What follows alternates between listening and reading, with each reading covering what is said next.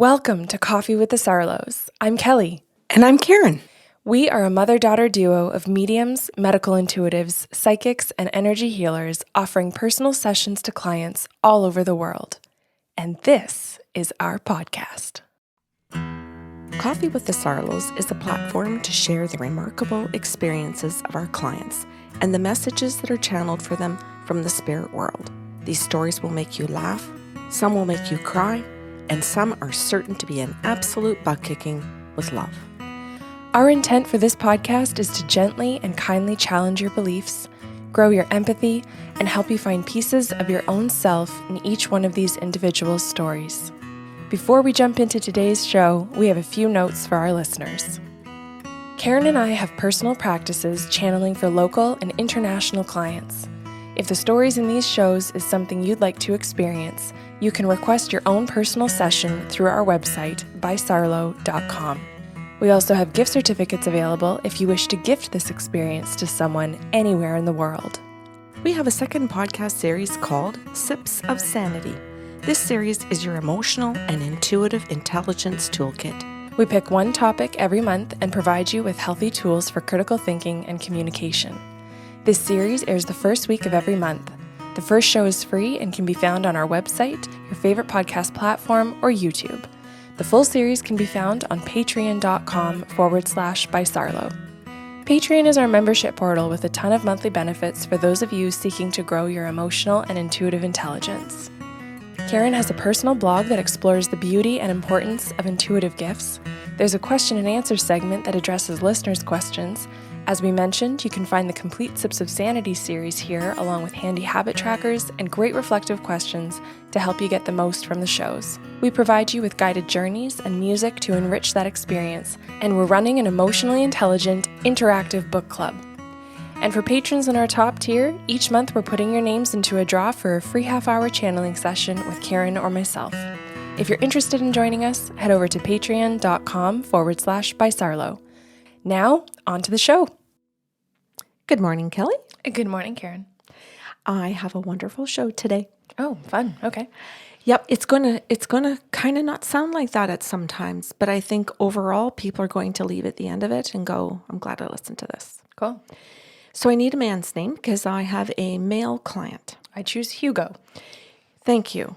Hugo is, I'm going to guess, Kelly, because I can see him over FaceTime. I'm going to put him either in his late 50s, early 60s. And at the beginning of his session, he says, I booked a whole hour with you. And he says, I've been told about you.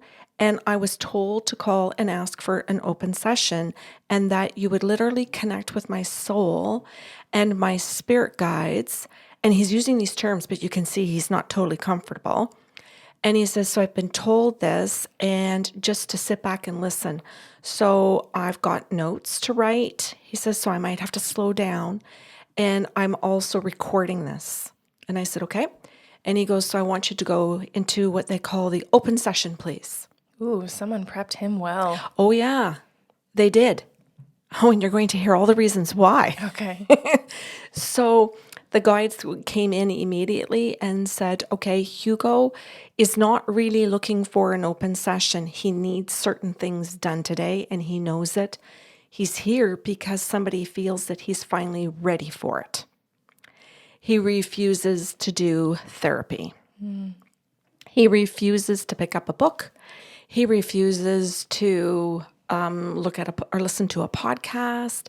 He's just shutting everything down. And so he thinks that this is so out there that it might not really stick or it might not really mean much to him. Yeah. It's got rude real quick. Oh, yeah. He's here and half of him wants to know the truth and get ready to work. And half of him is scared shitless to hear it. I think people go into therapy the same way. Half of them, half of us. There isn't really an us-them. We go in terrified it's not going to work. We also go in hopeful that it will work. Yeah, I totally agree. But we want to lower the bar in case it doesn't so that we don't feel the despair of, now what? What is our option or what could possibly help me? And there's part of him that thinks this is as low as the bar goes. Us? Yes. Oh, all right. He thinks this is the lowest bar. Well, won't you be a pleasant surprise in his day? I don't know what this. Well, at the time I didn't know what it was going to be, but I certainly know my answers now. At the very least, you are a surprise. So the guides tell me all of this. You are the lowest of bars, Karen. And I'm like, oh, okay. And then I said, yeah, but that means you guys are the lowest of bars too. Nice. Way to stick it to them. Yes.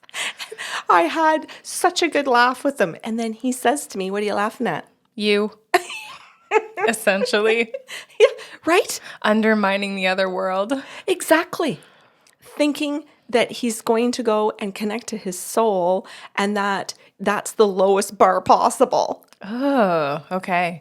Right? Yeah. And you know what? As much as we can laugh and joke, like, isn't that such a tragic telling of how he feels about himself? And that's beautiful. Thank you. And that's the show. Thank you. It is. And we're done. Goodbye. Have a great day. Oops. Kelly's wrapping them up tighter and tighter for you. Thank you. So the spirit guides tell me to say all of that to him. And they say, watch your tone of voice. Make sure, really be careful of your energy. And I said, well, what kind of energy do you want me to have for him? And I will shift. And they said, we want you to bring forth the love we feel for him. And I said, I'm good with that. And if he still wants to kick it all to the curb, cool. But I and the spirit guides and his soul, we showed up to do our best. So that's what we're going to do. So I did explain all of that to him. And I have to say, Kelly, he became very responsive. And he said, okay, I think I'm good with this. You go. And I'm allowed to stop you when I want, right? And I said, absolutely. You're in complete control. So I said, I'm just going to go back and get some stuff from the guides and I'll pop back in and I'll download and I'll give it all to you. And he goes, that's what you're calling channeling. That's why you're not a therapist. And I said, that's correct. And I said, it has to pertain to you specifically. That's what channeling is. And he goes, okay. He goes, I'm going to listen to that then. You continue. So the guides came in with the first bit of information and said, take a look at his brain. And I'm like, okay, what's going on? And so they show me a brain, Kelly, that, and I know you get it. I'm just going to do my best to try to describe it for other people. And I know hopefully you'll come in and describe it better than I can. Okay. But his brain has these little green squigglies, and they look frayed and gray on the ends. And some of them look black on the ends and like they're brittle and they're not going to connect to the other side. So there's a gap in between. In the brain, the other side in the brain. Yeah, there's a gap between these squiggly things that show like that something can't continue from one side to the next in one coherent kind of thought. And so I thought, or process of some sort. So I said to the guides, why is that gray and why does that look like it's deadened? And they said, oh, let us show you. And so now if I could say the TV screen turns on, I get to see where he has a wife and he has children and where they talk to him and he tunes them out. He doesn't listen. And I watch those little synapses or whatever you call them. I'm going to call them synapses. Well, they are synapses. Oh, this is beautiful. You're then. talking about the gap in between synapses where the receptors actually can't literally receive. Oh, I That's love what the it. deadening is. Someone will have, sorry, I'm forgetting some of the biology words or definitions, terms. Well, apparently all my English. But you are talking about synapses, right? They fire and wire across. And then the gaps in between them are what you're talking about being deadened, blackened, gray. And they show that these get deadened and blackened and gray as he consciously, purposefully tunes people out. Right. So then what happens is when you're talking about the fray is that a signal can still be sent, but that at the end of the fray, it can't be received by another receptor because the channel itself, the line that it was following, is frayed. And they show me in that line where it's broken, he stops loving. And that's a cause and effect. You got it. And for anyone who's going, well, how do we just make that jump? if you are deadening your ability to hear someone, then you're saying, I don't want to connect with you. So neurons that fire together wire together. This is a scientifically proven cliched statement. So when you are not using those channels and you're deadening the receptors, then you're consistently telling the body, cut off connection to this area, cut off connection to these signals even. Love is about connecting. So you're saying we're gonna short circuit love because we've already short circuited the ability to connect. So then the guides say to me, ooh, now let's go over to this part of his brain and let's show you what happens when that occurs. And I go over to another part of the brain and I get to see where the connectors are, or the synapses are like in overdrive. And so to me, they're not a healthy green. They're like a red that means, for me, inflamed. And so I said to the guides, what's happening in that part of the brain and why is that occurring? And they said, well, when he turns off the desire to connect, the love, look over here at this part of the brain. This is where he's angry. Which would be the mammalian part of the brain. Yes? Because if you are turning off the part that actually makes us human, which is the prefrontal cortex, all of the things that have developed post-mammal, post-basic mammal, then you're going back to the base of the brain, which is fear and anger and survival mode. And this is where he then goes forward living in this mode as a result of his conscious choice to shut down the people that he is saying, I married you and I promised to love you. And I wanted to have children, so I had sex with my wife and we birthed a baby together, but I choose not to love you. So it shows all of this state of confusion that he's in, that he's saying things to others, he's saying things to himself, and then he doesn't follow through on what he says. And so I think, if this is correct too, this creates the cognitive dissonance within him. Yeah. Okay. And so they're showing all of this in the brain. And it just shows that over these years, and I'll say that they show that in the sense of I get to see him go from a younger man to an older man. And they show this consistency where he just completely erodes his brain function. You just said it wonderfully, because babies, as they're developing, they're trying to develop more of that part of the brain that makes us human, right? That can have a discernment. And that's the only part of the brain that actually, with practice and over time, has the ability to override the amygdala, override the survival part of our brains. So when he's saying, I'm shutting down, I'm not feeling, I'm not connecting, there's no system in the brain that is strong enough to then say, cool, we're going to override this survival mechanism. They're actually saying, we're going to hand control back to you. Thank you. So they keep showing me these different scenarios and they say, pay attention. He does it to all of his children. Pay attention. He does it to his wife. Pay attention. He does it in all of these different ways. And he's going to ask you for some examples. And I said, is he asking for examples to test me, or is he asking for examples because he needs help? And then I realized, I wonder if that's my own ego wanting to know what his intention is, to know how to respond to him and how to engage with him. Or if it's just really, do I need to know more about his brain? Wasn't really sure about that.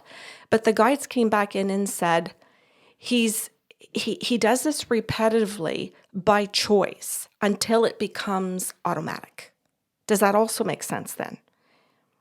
In your mind? You're asking me as a person? Yeah. Yeah, of course. I just explained that. Perfect. If you do it consciously, that becomes your if you do it consistently in a conscious way, it becomes your autopilot or your second nature. So this explains then, when I have to go into the explanation, that at the beginning, his wife believes he's doing it on purpose. Mm-hmm. That's correct. And then eventually she comes to the belief that he's doing it without realizing it or being in control of it anymore. Yeah. And she says to people, I've married 2 men. The man I am divorcing is not the man I married. They never are.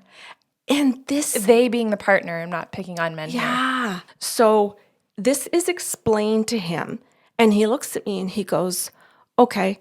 He goes, this explains exactly why my wife is saying things about me. He goes, so she's right. And I said, oh, okay, let me ask the guides. And the guides go, no, we are backing that up. We just explained to you something, Karen. You told him. And that is exactly what his wife is doing. She's trying to explain to people in her process of leaving that this is not the man she married. This is not what she chose. This is not the type of man she chose to spend her life with. So she's recognizing that and accepting it. That's heartbreaking. Yeah. And she's doing what she can to move away from that, to be on her own for the rest of her life, or until she finds a man who wants to love and be loved back. Because she knows it has to go both ways. And she's wanting custody of the children. And I said to him, and I said that to him, that she wants custody of the kids. And he goes, well, hold up. He goes, I can tell you one thing, I am smart. And he says, I understand why she wants custody. Good. And I said, okay, go, tell me, have at it, and use that beautiful brain of yours and tell me why. He goes, because my children will grow up to be like me.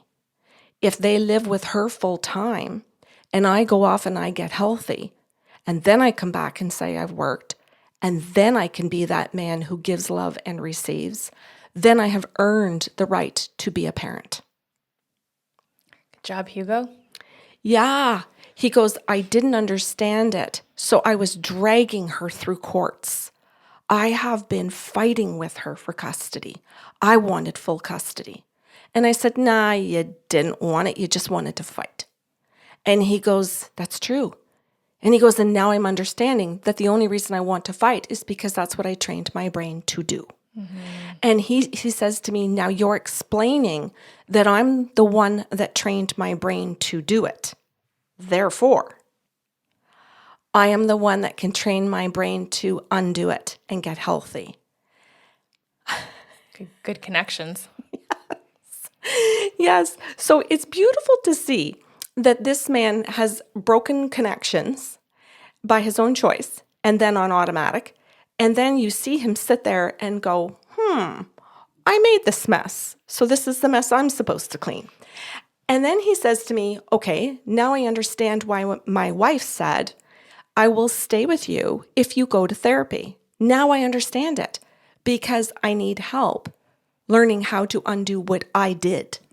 And I said, that's right. You can't do it all on your own. There's no way to do it all by yourself because somebody has to hold you accountable.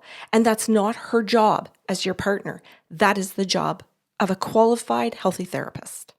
And he goes, okay, so I'm starting to understand. He says, so if I take all that money that I had thought that I was going to put towards the divorce and dragging her through one. He put aside money for it? Yeah. Because That's he an wants to interesting fight. plan. Yeah. Oh, yes. That now I can take all the money that I was going to spend on that and I can take it and actually go to therapy because I've got a lot. I can actually do therapy for years. I could go every week. That's why I like this session. And so the guide said to him, do you want some tools to get you started before you get into your first therapy? Do you just want to know some directions? And so he says to me, look, I booked the whole hour. You're going to do whatever you want or whatever the guides are going to tell you to do. It's recorded. I would love it because I'm going to take this and I'm going to go to therapy and I will look for a therapist who will listen to these recordings. Nice. And he says, I will look for somebody who's willing to listen to this because it's going to take them an hour. He says, so I'm assuming I'll have to pay for that hour. He says, so I'll have to remember to pay them double, which made me think of Joe Hurd. Yeah, that's awesome. And I wanted to give a shout out to Joe, who always believes that some jobs deserve double pay. Well, actually, some businesses do charge an asshole tax. Oh, I love it. They have it like posted somewhere that if you're going to be mean, that there's like a percentage of a charge on top of that. Oh, good. And it's usually like the smaller businesses that can get away with it. But I think this is really cool because Hugo's actually saying, I'm going to pay the asshole tax. Yes. But I'm actually going to get my shit together and use that time, that extra hour where they're going to be listening to my channeling session to get myself well instead of using that tax to abuse further. Yeah. And he says, Karen, I'm starting to understand that the people that are benefiting from my bad behavior and all of these problems I've created in my brain are the lawyers. Yeah.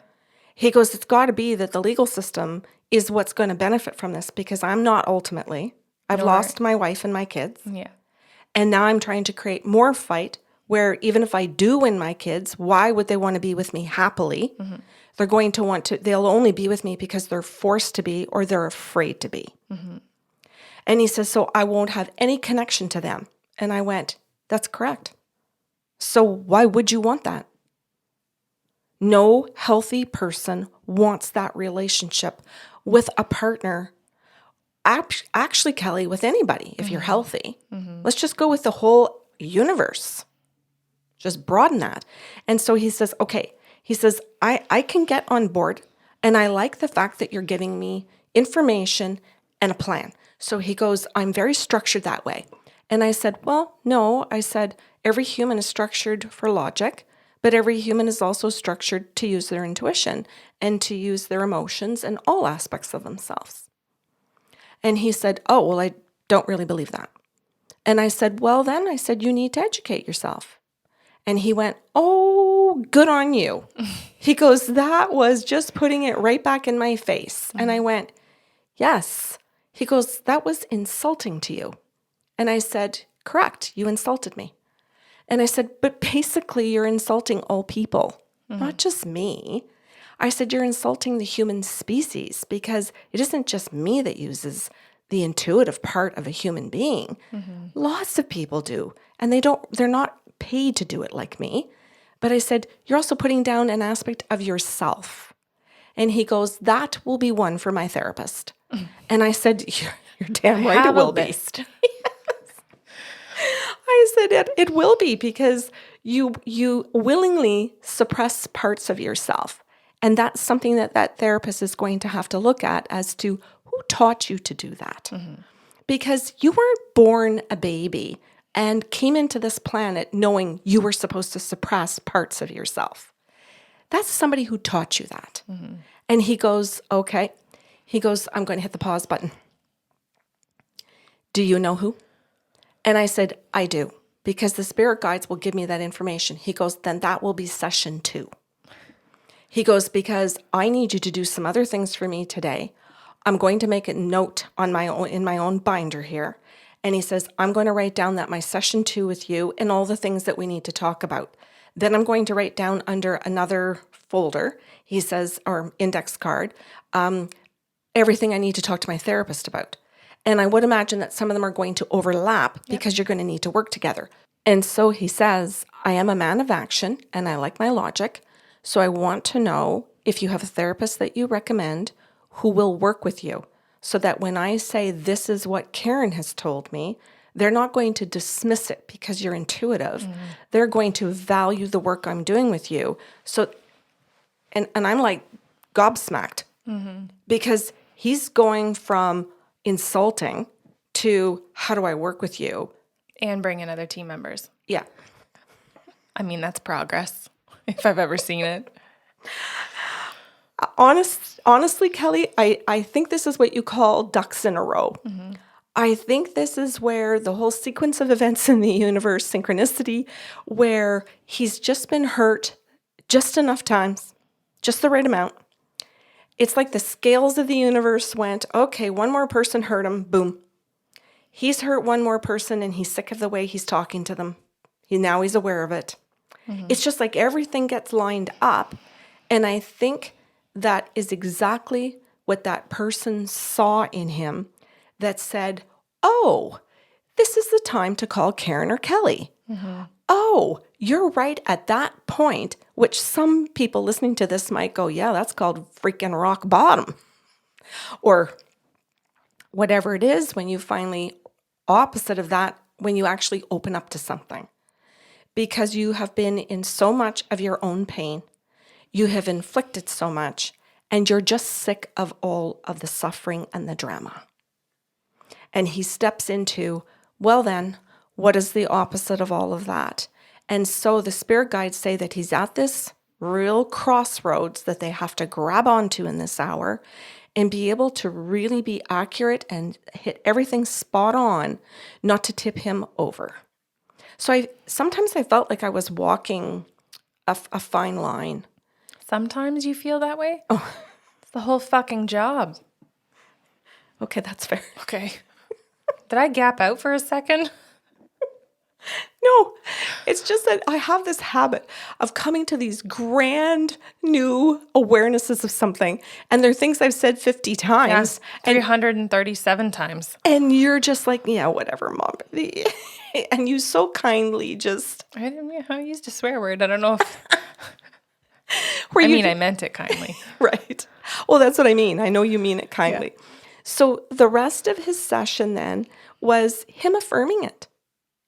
Hugo actually took time to say, these are the things I've done.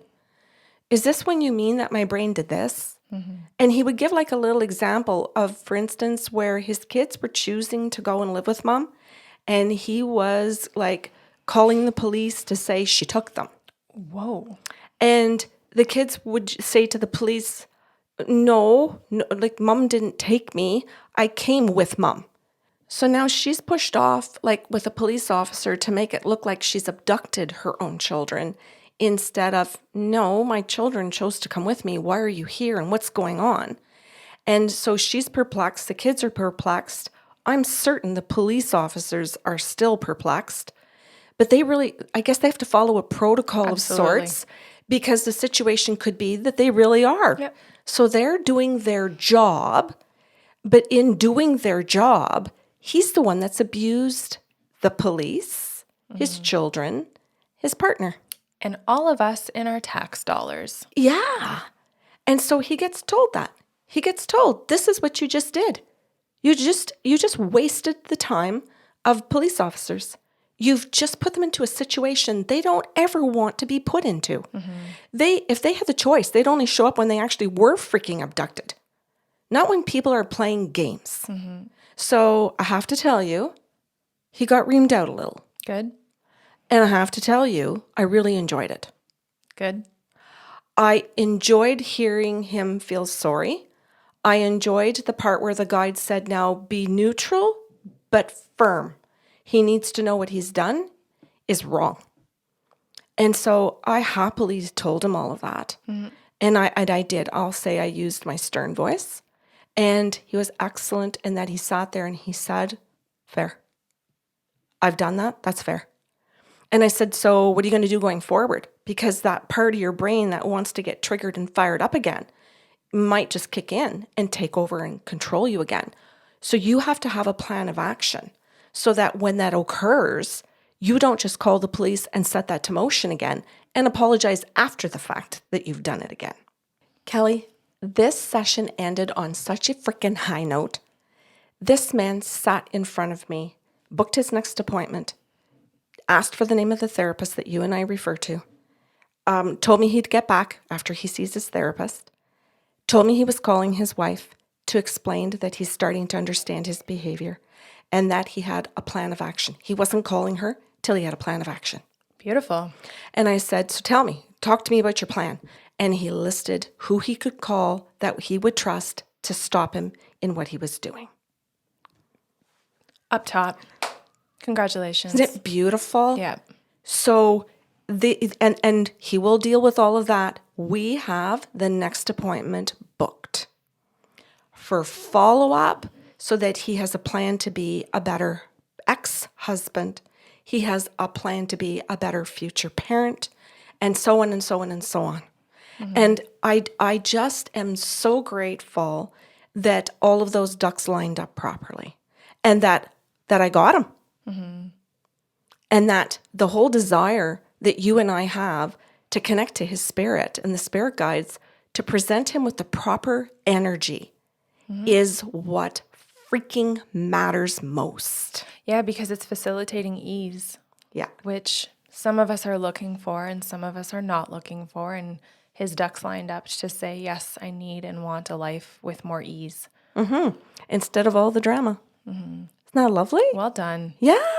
I think it's a beautiful story because it's about a brand new beginning. Yeah, I think it's energizing. When we have a plan, we feel energized. Well, yes, Miss Life Coach. Yes, good call. So maybe next he should see you too. Hey, from the sounds of how he is quickly adjusting and open to a different kind of mindset, Hugo, come through my door anytime. Yeah. Cool. Well, happy Saturday, everyone. Thanks for listening to Coffee with the Sarlos. If you enjoyed the show today, help spread the love with a like, share, or review of the podcast. See you next Saturday with a brand new episode.